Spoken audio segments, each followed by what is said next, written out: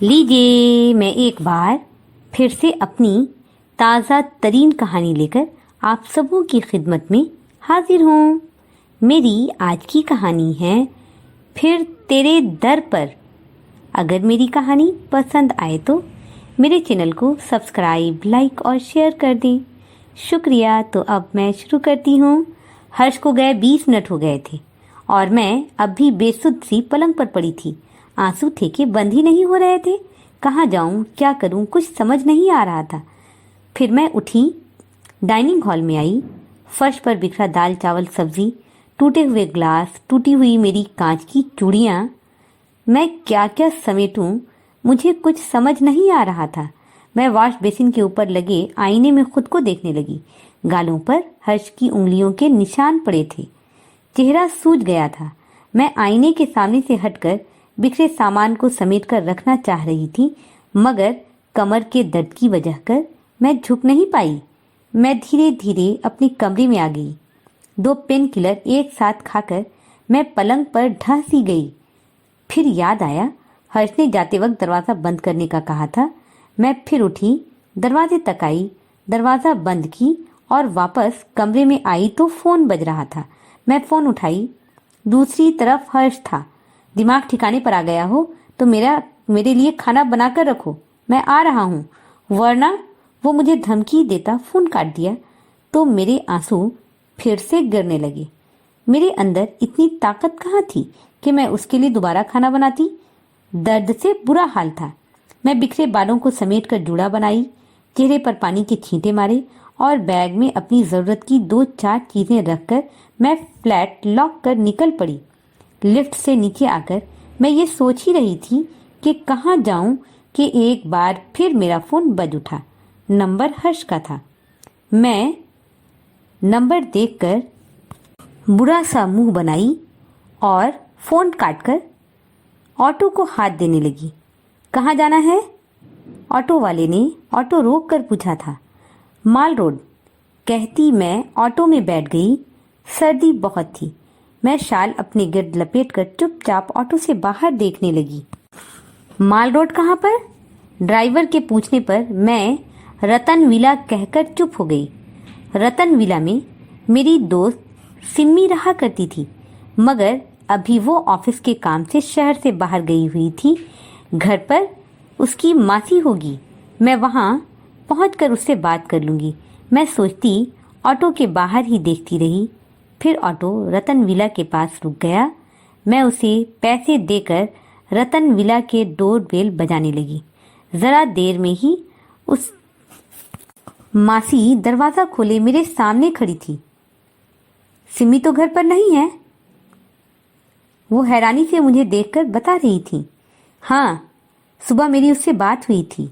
मैं अंदर आती हुई बोली, अच्छा फिर बैठो, मैं पानी लाती हूँ। वो दरवाज़ा बंद करती किचन की तरफ बढ़ गई तो मैं सोफे पर निढाल सी गिर पड़ी। तुम ठीक तो हो? मासी पानी का ग्लास पकड़ाकर पूछ रही थी। हाँ ठीक हूँ, सर में दर्द था, दवा लेने निकली तो इधर आ गई। मैं पानी का ग्लास लेती हुई बोली तो मासी की नज़रें मेरे चेहरे पर लगे जख्मों पर रुक सी गई। कहीं एक्सीडेंट तो नहीं हो गया? वो हैरानी से पूछी। नहीं मासी, आप जाएं। मैं शॉल से चेहरा छुपा रही थी। मासी ग्लास लेकर वापस चली गई। मेरा फ़ोन फिर से बज रहा था। नंबर हर्ष का था। शायद वो घर पहुंच गया था और मुझे ना पाकर कॉल कर रहा था। मैं उसका नंबर ब्लॉक करके सिम्मी को कॉल लगाने लगी। रिंग होते ही सिम्मी ने कॉल रिसीव कर लिया था। हाँ तनु, बोलो, कैसी हो? सिम्मी, मैं तुम्हारे घर पर हूँ। आज हर्ष से मेरी फिर से लड़ाई हुई है। मैं सिसक कर रो पड़ी। लड़ाई या मार पिटाई? सिम्मी का लहजा बड़ा तीखा था। हाँ, उसने आज फिर मुझ पर हाथ उठाई है। मैं बुरी तरह रो पड़ी। तनु, तुम उसे छोड़ क्यों नहीं देती? अच्छी भली जिंदगी का तुमने खुद गला घोंट दिया है। अब मार खाती रहो, मेरी तो कोई बात तुम सुनती नहीं। तनु नाराज थी और मैं चुप। उसे कहती भी तो क्या कहती। वो कह तो सही रही थी। तनु के आंसू रवानी से गिर रहे थे। इस बार मैं उसके घर को छोड़ आई हूँ। मैं आंसुओं के दरमियान बोली, हाँ, छोड़कर आई हो तो कल जब वो सॉरी का पहाड़ा पड़ता आ जाएगा तब चली जाना। और इस बार अगर तुम उसके साथ चली गई तो फिर मेरे घर का दरवाज़ा भी तुम्हारे लिए बंद हो जाएगा। फिर तुम्हारी मर्जी, तुम कहीं भी जाओ, मेरे घर मत आना। सिमी काफ़ी नाराज़ हो रही थी। इस बार जाने के लिए नहीं आई हूँ, मैं सिसक कर बोली। तो वो वेल डन, अभी मैं मीटिंग में हूँ, सुबह घर आकर बात करती हूँ कहकर फ़ोन काट दी। मासी खाना गरम कर लाई थी। मैं ज़रा सा खाकर बेडरूम में आ गई। सिमी मेरी बचपन की दोस्त थी। साल भर पहले ही उसकी शादी हो गई थी, इसलिए ससुराल में उसके शौहर के सिवा और कोई नहीं था और आजकल उसका शौहर भी मुल्क से बाहर था। सिमी एक मल्टीनेशनल कंपनी में जॉब करती थी, इसलिए अक्सर शहर से बाहर रहा करती थी। पेन किलर का असर था कि सर का दर्द कम हो रहा था। मैं सर तकिया पर रखी तो आंसू आप ही आप फिर से गिरने लगे। हर्ष का चेहरा, जो मुझे दुनिया के हर चेहरे से ज़्यादा प्यारा था, मेरी आंखों में घूमने लगा। पल में तोला, पल में पाशा होने वाला हर्ष, जिससे मैं मोहब्बत करती थी, अब उस मोहब्बत पर नफरत की मोहर सी लग गई थी। ज़्यादा दिन हमारी शादी को कहाँ हुए थे, बस 3 साल, और इन 3 सालों में मोहब्बत नफरत में बदलकर रह गई थी। हर्ष से शादी मेरा अपना फैसला था। मम्मी पापा कोई राजी नहीं थे, मगर मैंने जिद बांध ली थी कि शादी हर्ष से ही करनी है। कोई ढंग का काम नहीं करता ये। पापा ने आंखें दिखाई थी मुझे, घर वाले से नहीं बनती इसकी। मम्मी ने मुझे काट खाने वाली नजरों से देखा था। हर्ष को भूल जाओ, मैं तुम्हारी शादी किसी और लड़के से करवा दूंगी। मम्मी ने प्यार से मेरे सर पर हाथ रखा था, मगर मैं कहाँ समझ पाई थी। मुझे तो हर्ष की मोहब्बत ने अपना दीवाना बनाकर रख लिया था। कॉलेज से यूनिवर्सिटी तक मेरे नाम का माला जपता आया था वो, और जैसे ही पढ़ाई खत्म हुई मेरे घर रिश्ता ले आया। पापा सर से पैर तक उसे देखते रहे।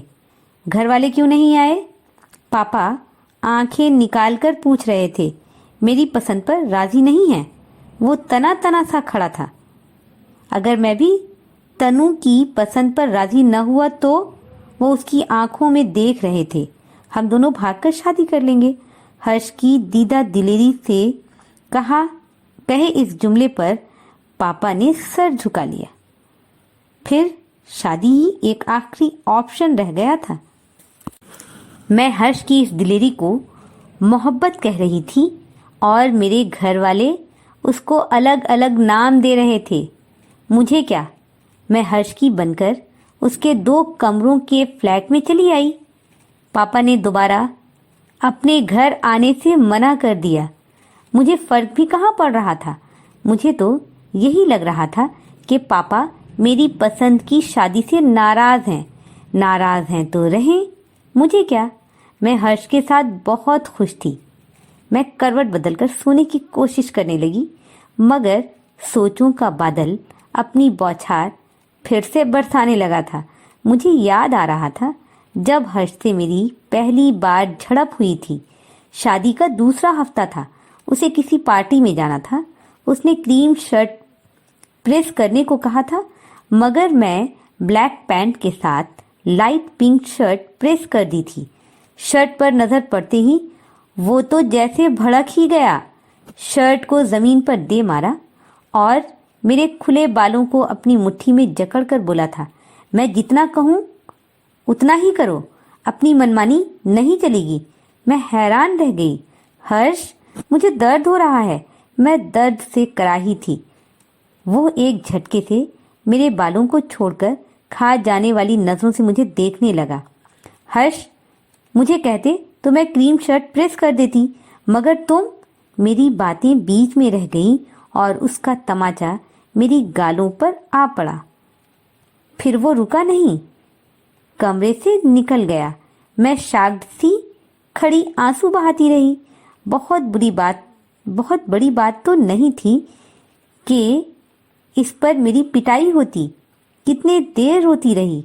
रात वो आया तो बिल्कुल नॉर्मल था, अपने किए पर शर्मिंदा भी। वो मेरे पास बैठ गया, मेरे चेहरे को प्यार से देखते हुए बोला था, तुम्हारा कसूर था डार्लिंग, क्या ज़रूरत थी दूसरे रंग की शर्ट निकालने की। वो मुझे कसूरवार ठहरा रहा था और मैं सर झुकाए अपना कसूर सुन रही थी।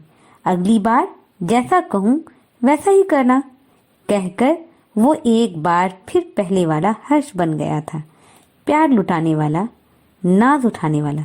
मगर ये प्यार और नाज अक्सर गायब होने लगा। अक्सर मेरी ज़रा सी गलती पर मेरे रुखसारों पर उसकी उंगलियां चिपक सी जाती, जो गुजरे कई दिनों तक मुझे अजियत देती रहती।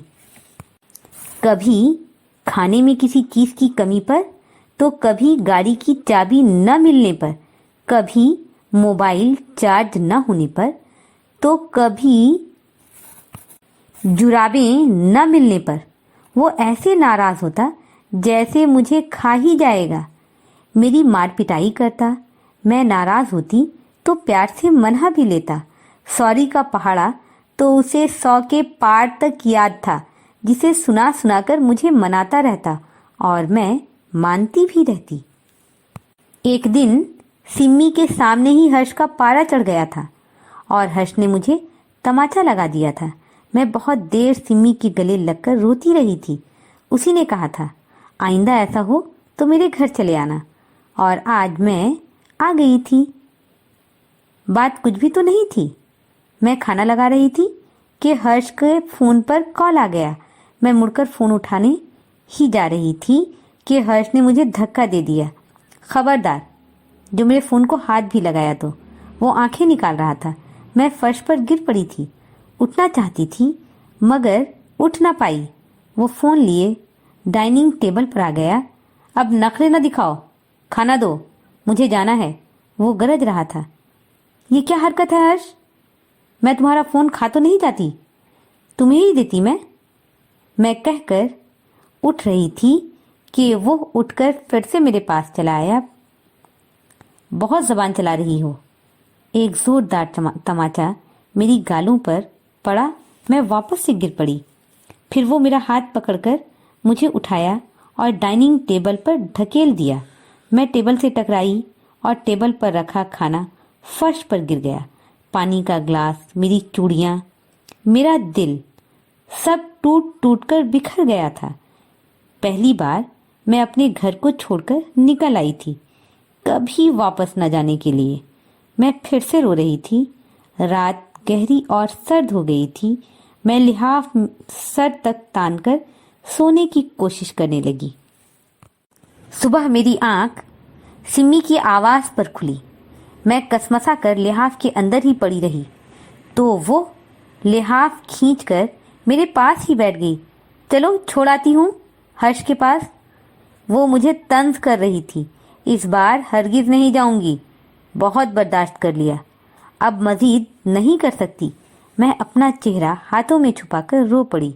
गुड, अब उठो और सर कान बनाओ, कोई आएगा तो क्या कहेगा। चलो उठो, शाबाश। सिम्मी प्यार से मुझे गले लगाते हुए बोली तो मेरे दिल का दर्द कुछ कम होने लगा। सिम्मी के घर पर मेरा दूसरा दिन था। मैं नहाकर ड्रायर लिए बालकनी में आ खड़ी हुई थी और सड़क पर मेरी नज़रें आती जाती गाड़ियों पर उलझी हुई थीं कि एक गाड़ी गेट पर आ रुकी। उसमें से पापा उतरकर दरवाजे की तरफ आ रहे थे। मैं भागकर सिम्मी के कमरे में आ गई। सिम्मी, पापा आए हैं, मैं दरवाजे की तरफ इशारा करती हुई बोली तो ऑफिस जाने के लिए बैग में लंच बॉक्स रखता उसका हाथ रुक सा गया। मैं देखती हूँ कहकर सिम्मी मुझे कमरे में रहने का कहती दरवाजे की तरफ बढ़ गई। दरवाज़ा खोलने पर पापा घबराए से पूछने लगे, तनु आई है क्या? नहीं तो, मगर आप इस तरह, और तनु को क्या हुआ? कहाँ गई वो?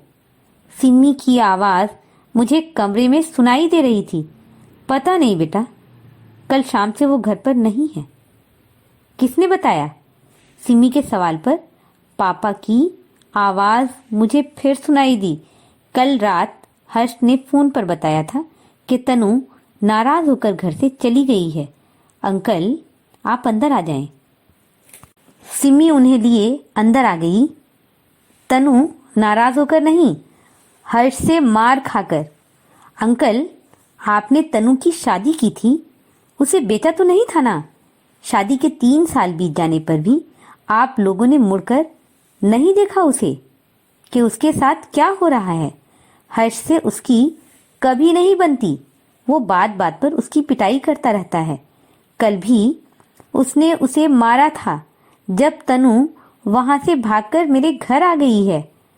तनु, इधर आओ। सिमी की आवाज़ पर मैं बुझे कदमों से पापा के सामने आ खड़ी हुई थी। पापा मुझे देखकर मुझे गले से लगा लिए।